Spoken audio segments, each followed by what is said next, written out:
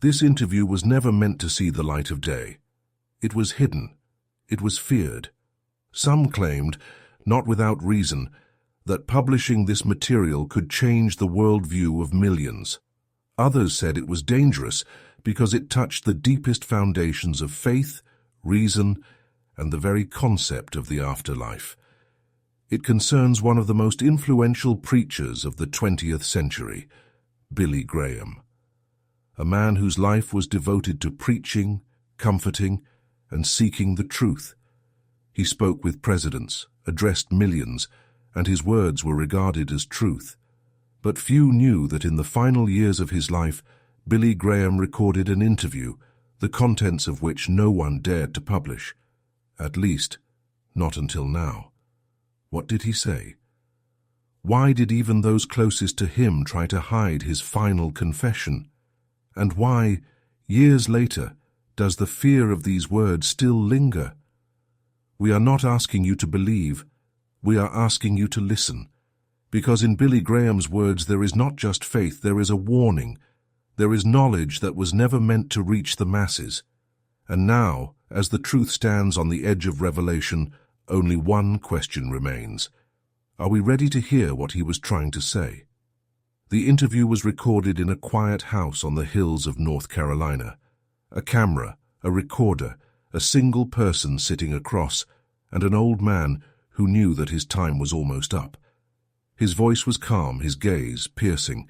He no longer delivered grand speeches or sought approval. He simply spoke about what he had seen, about what he knew, about what he was taking with him beyond the boundary of death. At first his words seemed ordinary, simple reflections of an old preacher on life, faith, and love. But after a few minutes the tone changed. He fell silent for a few seconds, looked toward the window, as if he saw someone. And then he said, "I must say something I've never said before, because perhaps this is my final message to humanity." Then, a pause, and a phrase that by the interviewer's own account gave him goosebumps. "We're all heading to the same place, but we don't know where we're going, and I do because I've been there." What did he mean? What does "I've been there" imply? In Billy Graham's final years, many rumors circulated about cardiac arrest, a brief clinical death, visions. He himself never commented. But in this interview he opened up. He described what he saw, not as a dream, not as imagination, but as an experience that changed everything. He said that for 3 days, exactly 3, his soul was outside his body, that he felt himself leaving his body, that he saw the doctors from above, his relatives, himself. And then he entered what he called the dwelling of light, and it was there that the truth was revealed to him. "It wasn't a dream," he said quietly, "and it wasn't a hallucination. It was clearer than any sermon I've ever given.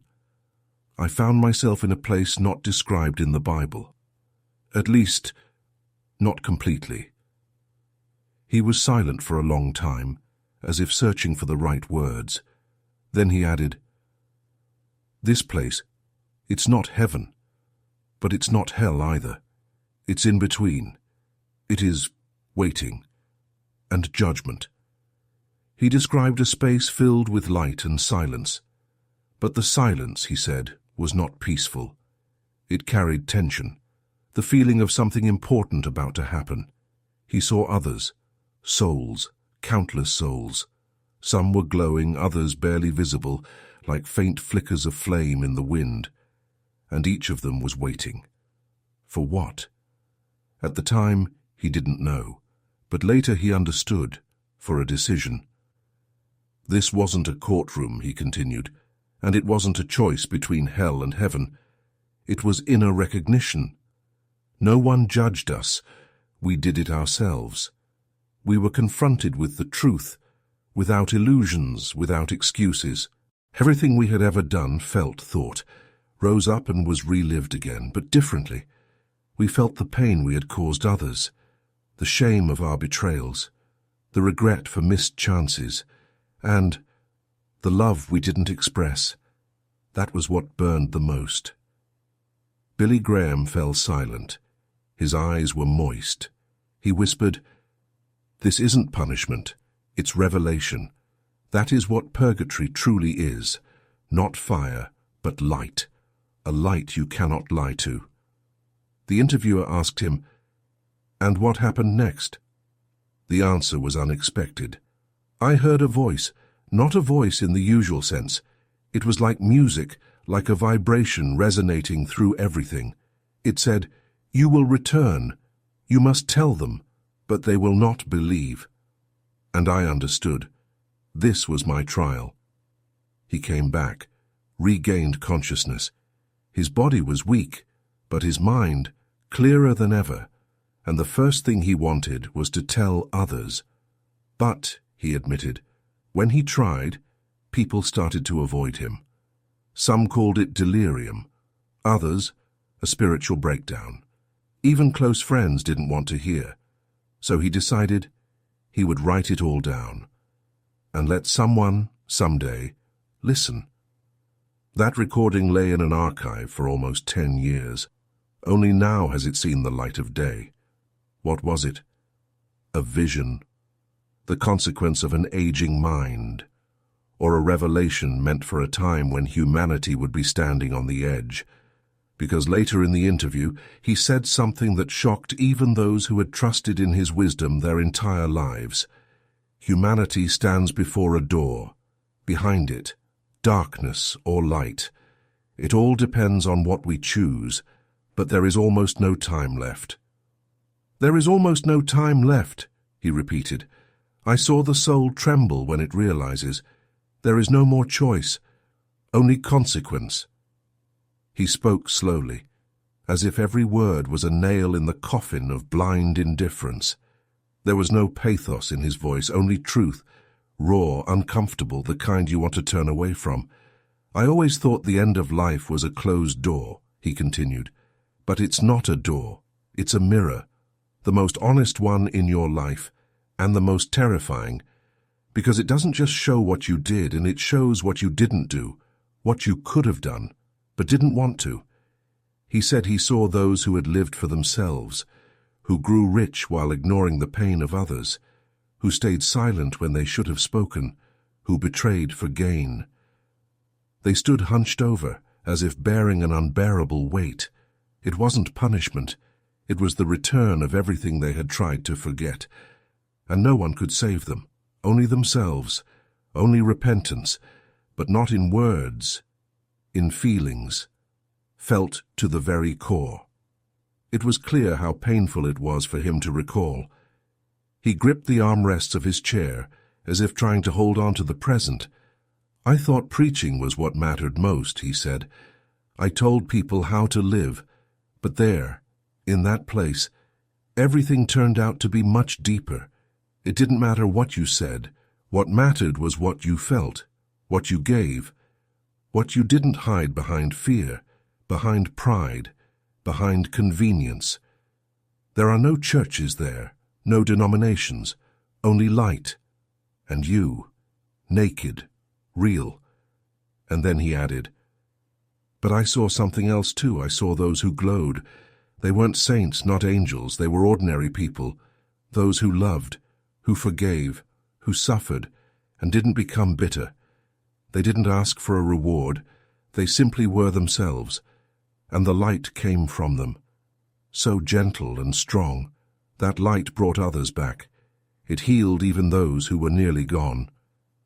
At these words he fell silent, closed his eyes. It seemed he was drifting again into that space between worlds. Then he said softly, "I had to share this, not because I'm special, but because it was entrusted to me. And that means now, you know too. And everyone who hears it can no longer say they didn't know." He looked straight into the camera, into the eyes of everyone who would ever watch this. After death, it's not the end. After death comes the truth, and it's better to learn it now, while there's still time to change. "But what is this place?" we asked. "The place where you were. Was it heaven?" He smiled bitterly. "If only it were that simple," Billy replied quietly. "What I saw cannot be called heaven or hell. It was as if it were in between. But that's where everything is decided. It's not a gate, it's a vortex, and everyone enters it, without exception." He said that this space is not geographical. It exists beyond time, beyond coordinates. It is a place where the soul is stripped bare down to the last molecule, where it is impossible to lie, where you cannot hide behind a mask. There I encountered a force you would call the light, but it wasn't light like from a lamp. It was knowledge. It didn't speak to me. It was me. It knew everything, not just my actions, even my intentions, the things I couldn't admit even to myself. His voice grew softer but tense, as if he feared that someone listening might not understand, might not take him seriously. "And I realized," he continued, "that our lives here are a test. But not like in school, not based on rules. It's a test of compassion, of honesty, of selflessness, and no one grades you. You are the judge. You feel where you passed and where you failed. It's not an external judgment. It's an inner trial from which there is no escape."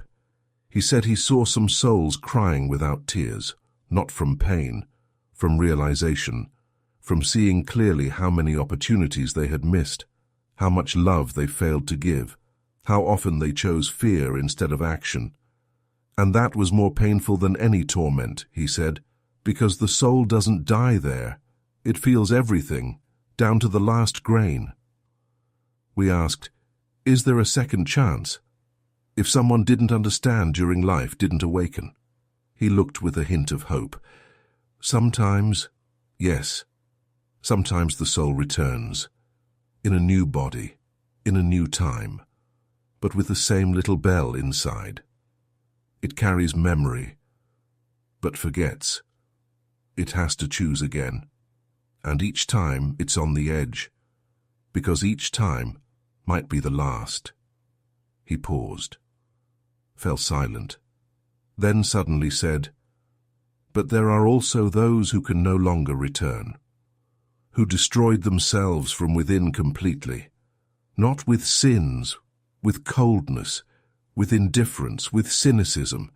Such souls go neither to hell nor heaven. They simply vanish. This is called nullification, and even the darkest darkness fears it." He looked into the camera again. "You may not believe, you may laugh, but if this makes you stop, even for a moment, and remember who you are, then it wasn't in vain that I came back." After these words, the room grew quieter than a crypt. Even the camera seemed to stop humming. Billy closed his eyes for a moment, as if recalling something too difficult for an ordinary human mind to retain. His fingers trembled, but his voice rang firm, almost like a confession. "I wasn't always the man you knew," he said, "and I didn't always have the courage to speak the truth. Yes, I preached. I spoke of faith, of hope, of love. But even then, I kept many things inside, because I knew not everyone is ready to hear. But now, I no longer have the time to remain silent." He leaned forward, looking straight into the lens. "You've been taught to think that after death comes emptiness, or, on the contrary, you expect an easy heaven where everything is forgiven. But the truth is more complex. The soul doesn't just leave the body, it returns home, and not everyone is allowed to enter." His voice dropped to a whisper. "The gates are closed to those who lived without heart, without compassion, who betrayed themselves for gain, for comfort, for fear. It's not mistakes that are punished. It's indifference. The most terrible thing isn't pain. It's the realization you could have saved someone, supported someone, spoken, and you didn't." He spoke of seeing millions of souls, frozen in a strange state, neither alive nor dead. Souls that were stuck. They hadn't moved on, nor had they returned. He called this place the field of echoes. There, souls hear only one thing, the echoes of their own words, deeds, thoughts, endlessly until they understand. It's not punishment, it's a chance, the last one. But few take it, because to escape from there, you have to forgive yourself and others, and that is the hardest thing. We couldn't help but ask, then what should we do? How should we live? What must we change? He smiled faintly. Start with something simple. Look at the person beside you. Don't walk past them. Don't be afraid to say, I'm with you. Understand that every word you say, Fun, is like a footprint in the sand. Someone will step on it, and either stumble or walk on, carrying that word with them. He fell silent. We felt he was nearing the end. My time is short, and I say this not out of fear. I've seen that death is not the end, but it's not liberation either. It's a continuation, and everything we do here, it's our ticket there, or on the contrary, our ballast. He sighed and almost to himself added, You can turn away, you can close this video, but if you've listened this far, it means something inside you has already awakened, and I ask only one thing. Don't let it fall asleep again. When the interview came to an end, we couldn't stand up right away. The room was filled with a sensation, as if time had stopped. Billy Graham lowered his gaze, as though he still had something to say, but wasn't sure if he should. And then quietly, like a man revealing a secret he had carried his whole life, he said, There's one more thing. We glanced at each other, and he continued, During one of my prayers, I was taken somewhere, not in body, in consciousness. It wasn't a dream, not a vision. It was real. I can't describe where it was exactly. There are no words in any language to convey that place. But I'll try. He paused, searching for the right words. Then he began. It was a space and not a space. A light that didn't blind but pierced to the very core. A sound like the breathing of the universe. And voices, not noise, not words, but vibrations in which you could feel meaning, answers, comfort. It wasn't just another world. It was the true state. Without masks, without lies, without fear. Only you and who you've always been. He paused again. It seemed painful for him to return to those memories, not from fear, but from longing for that place. I was shown not only what awaits the soul, I was made to understand how everything is connected, why some are born into suffering, and others into wealth, why some die young and others live nearly to 100. Nothing is accidental. We return, we learn, and every life is like a chapter in a book we began writing many ages ago. He looked into the camera with a depth that made it seem like he wasn't seeing us, but every viewer on the other side of the screen. You are never left alone, never. Even in the darkest moment, someone is near.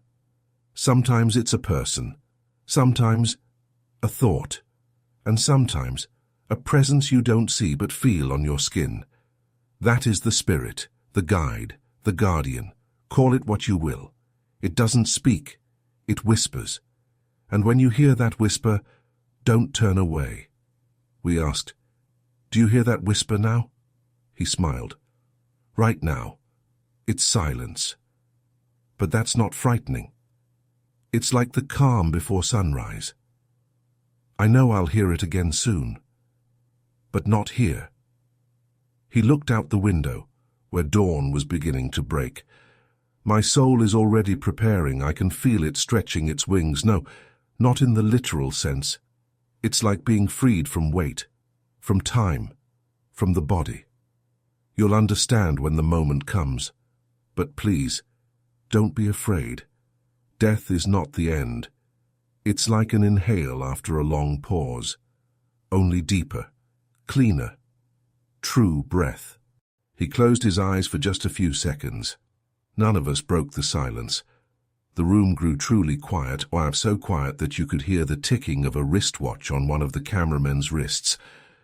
Then Billy opened his eyes and said, "There's one last thought I must share. Because if I leave without saying it, everything else will lose its meaning." He sat up straighter in the chair.